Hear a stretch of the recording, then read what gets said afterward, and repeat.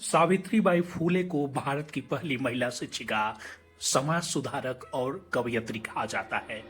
उन्होंने महिलाओं और दलितों के अधिकारों के लिए लंबा संघर्ष किया और उन्हें पढ़ाने लिखाने का बीड़ा उठाया। सावित्रीबाई फूले के जीवन में अनेक अत्याचार और कठिनाइयां आईं, लेकिन उन्होंने हार नहीं मानी और समाज के पिछड़े वर्गों के उत्थान के लिए लगातार काम करती रहीं।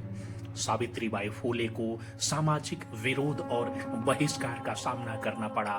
सावित्रीबाई फूले जब महिलाओं और दलितों को शिक्षित करने का काम उन्होंने शुरू किया तो उन्हें समाज के रूढ़िवादी तबकों का बाहरी विरोध झेलना पड़ा। उस समय महिलाओं को पढ़ाना लिखाना समाज के लिए अस्वीकार्य था।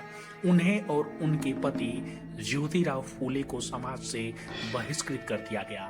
लोगों ने उन्हें धमकियां दी और उनके काम में बाधा डालने का प्रयास किया।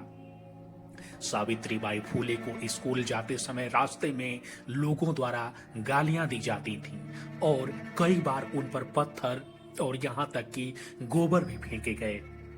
उन्हें शारीरिक और मानसिक रूप से प्रताड़ित किया जाता रहा, मगर उनकी हिम्मत नहीं टूटी।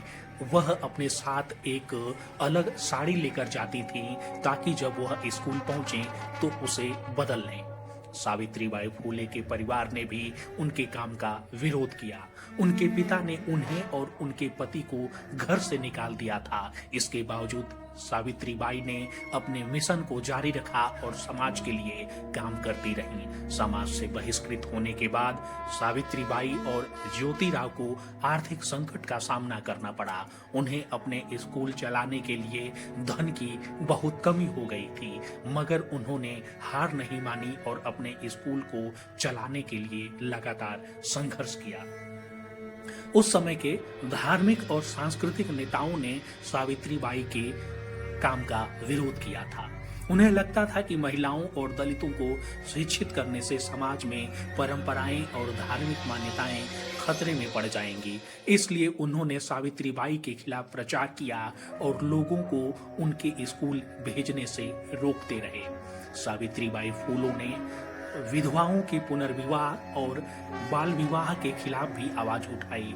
उन्होंने विधवाओं के लिए आश्रम खोले और उन्हें शिक्षित करने का प्रयास किया। इसके लिए उन्हें समाज के रूढ़िवादी लोगों का और भी ज्यादा विरोध झेलना पड़ा। सावित्रीबाई फूले ने साल 1897 में पुणे में फैले प्लेग महामारी के दौरान लोगों की सेवा की। उन्होंने बीमारों की देखभाल की और उन्हें अस्पताल पहुंचाया। इस दौरान वह खुद भी प्लेग की चपेट में आ गईं और उनकी मृत्यु हो गई। यह उनके जीवन का अंतिम और सबसे बड़ा बलिदान था। इस तरह हम कह सकते हैं कि सावित्रीबाई फूले ने अपने जीवन में अनेक अत्याचार और कठिनाइयां झेली, लेकिन उन्होंने कभी हार नहीं मानी। उनका संघर्ष और बलिदान आज भी प्रेरणादायक है।